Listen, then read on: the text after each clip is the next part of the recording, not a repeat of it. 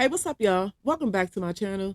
So, y'all, the chips are continuing to fall for this man, y'all.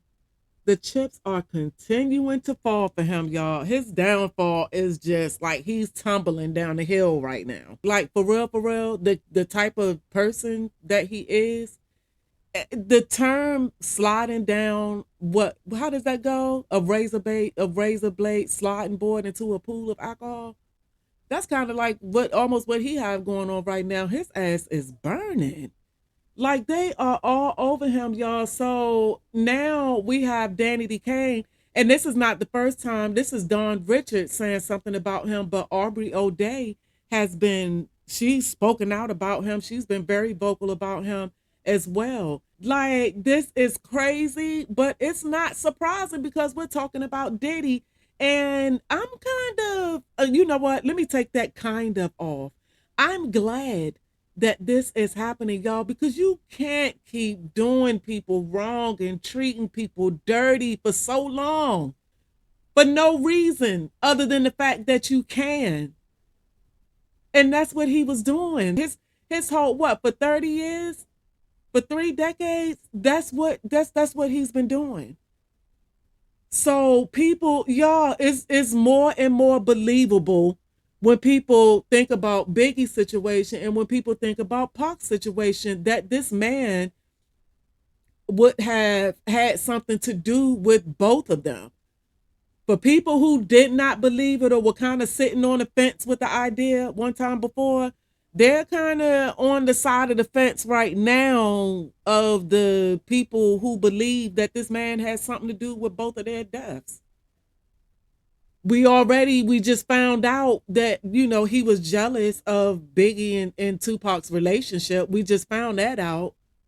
He wanted to be friends with Pac, but Pac dissed him. We just found that out. You see what I'm saying? Like, it's very believable. It's very believable that he really had something. He was jealous.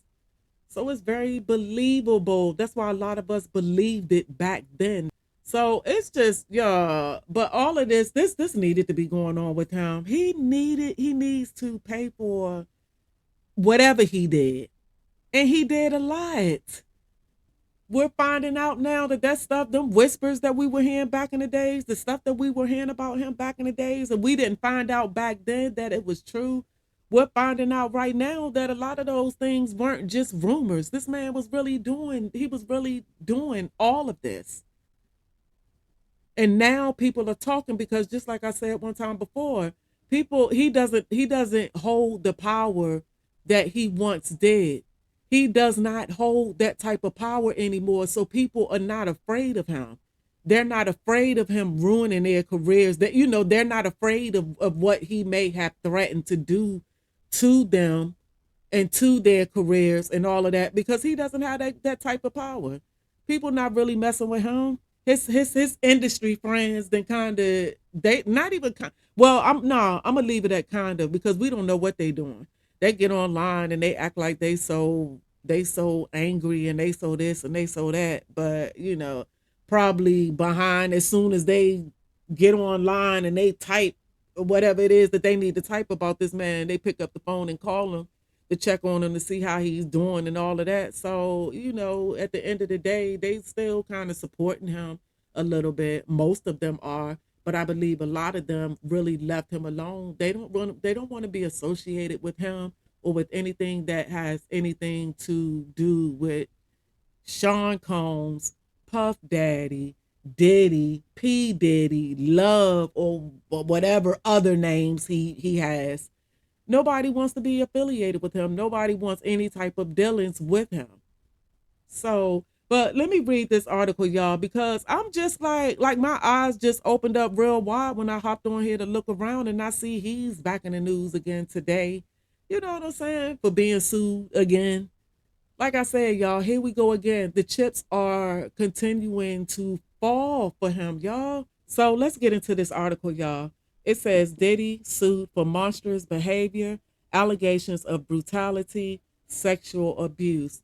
And before I read this, y'all, it's the same story all the time. It's the same story over and over again, just coming from different people, men and women. The same stories. This man was a monster. All right, y'all. So Diddy is facing yet another lawsuit from a new accuser, a former bandmate who claims the music mogul belittled, terrorized, and sexually abused her while she also witnessed him savagely beat his ex Cassie. According to the lawsuit obtained by TMZ, Dawn Richard says she got caught in Diddy's web as a participant on his 2004 MTV show Making the Band, with the Bad Boy CEO manipulating her by promising to advance her singing career if she relented to his alleged twisted demands. The former Danity Kane member said during on-set auditions, Diddy called female contestants fat, ugly, bitches, and hoes.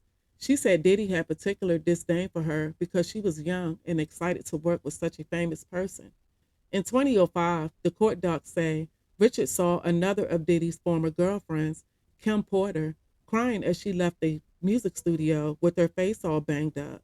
It was then, Richard said, she realized Diddy was capable of violence and her life could be in danger. A year later, Richard was present when Diddy was first introduced to Cassie, invading her space while transfixed on her in a predatory fashion, according to the docs. In 2009, she says she personally witnessed Diddy, high on drugs, throw Cassie against a wall, choke her, and drag her up a flight of stairs in his home. Richard says Diddy also hurled a scalding pan of eggs at Cassie while yelling, I've been asking you for my ish. I can't stand you, B. You never do it right. On other occasions, Richard says Diddy socked Cassie in the face and wrapped his hands around her throat, attempted to strangle her inside his LA mansion. Mm-mm-mm. He's such a bammer. He is such a bammer. I cannot stand him. All right, so at some point, Richard says she and others, including her Diddy Dirty Money bandmate Kalina Harper, showed their support to Cassie and advised her to leave Diddy, who found out about the conversation and threatened, y'all bees don't get in my relationship, adding, don't tell my bee Cassie what she need to be doing. Just make money and shut the F up. I end artists. I shelve careers. You could be missing. You bees want to die today. Y'all, hold up, y'all. Hold up, y'all. Hold up, y'all. Cause I can't look at the screen right now, y'all. Cause I'm rolling my eyes like my eyes about to fall out my head, y'all. I'm rolling my eyes till I can't. Like I can't.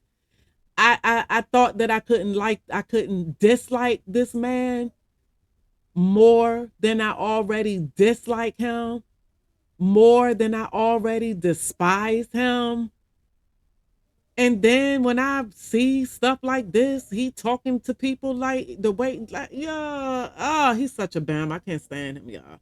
Anyway, let me get on with this article. I ain't trying to be messing with Diddy all day. So, okay. Meanwhile, Richard says she too became a victim of Diddy's abuse, forcing her to rehearse 48 hours at a time without sleep. As a result, she says she dropped a lot of weight and became dehydrated and fatigued while suffering awful rashes. She says one time Diddy demanded she come to his Miami home where he was only wearing underwear. When she asked him to put on clothes, Diddy refused, screaming, this is my effing house. Diddy's treatment of Richard got worse, she says, between 2009 and 2011.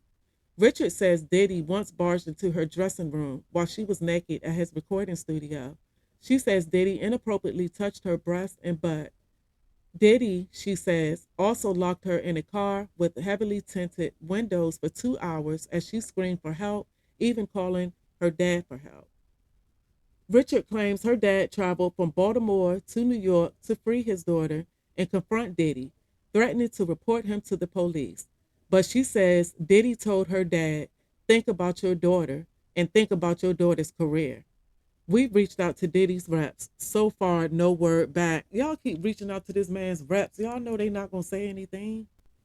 They're not going to say anything. No need to keep on reaching out to them. They're not going to say anything because this is just so. But y'all, like I said at the beginning of this video, I'm from that generation.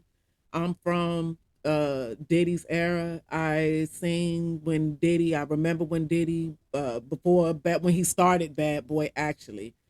I remember all of that. And I remember ever since I heard this man's name, like from the time I've heard this man's name, I always heard something, something off about him, something that he said or did or, whatever. And the thing with Biggie, like he tried to act like he and Biggie were the best of friends. And come to find out, y'all wasn't even, that was just a business thing. Y'all wasn't even friends like that. That was just a business thing. And Biggie's mother had said that. Biggie's mother said in one of them documentaries or something, Biggie's mother said that they weren't friends like that. So he just, yeah, I cannot stand this man. I cannot stand him. So I'm done with Diddy for the day, y'all. Hopefully it won't be any more news about him this week. I'm not even gonna say hopefully it won't be any more news about him this week, but nothing that I feel like I want to add my 2 cents to. Because if I want to add my 2 cents to it, then I'm gonna want to make a video about it. And I really ain't trying to be looking in this man's face anymore for at least the next couple of days. Give us a little break from him. But yeah, y'all. So with that being said, thank y'all for watching my video. I'm out.